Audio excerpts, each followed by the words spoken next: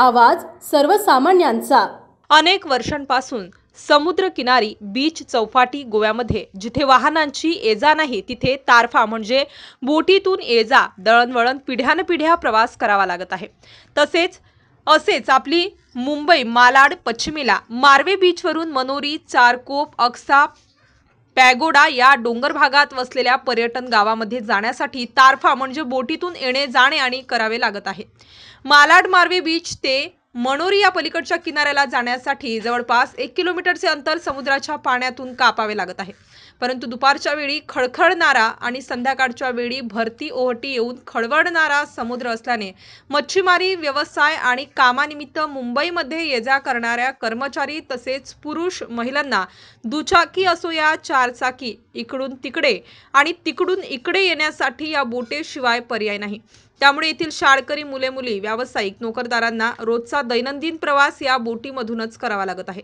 आता राहिला विषय येण्या-जाण्याच्या तिकिटांचा, तर दुचाकीस्वारांना या बोटीत 25 ते 30 रुपये तिकीट मोजावी लागत आहे, तर इतर प्रवाशांना कमी प्रमाणात तिकीट आहे। शाळकरी मुलांना पासची सोय असेल असे वाटत आहे। या समुद्राच्या पलीकडे लोक, मच्छीमारी करणारे लोक व्यवसाय कसा करतात, लोक कसे राहतात, शाळकरी मुले रोज ये-जा कसे करतात, पॅगोडा हे ठिकाण काय आहे, हे सर्व आपण काही दिवसानंतर मायभूमी न्यूजच्या माध्यमातून जरूर पाहणार आहोत। तोपर्यंत हा ओझरता स्पेशल ग्राउंड रिपोर्ट।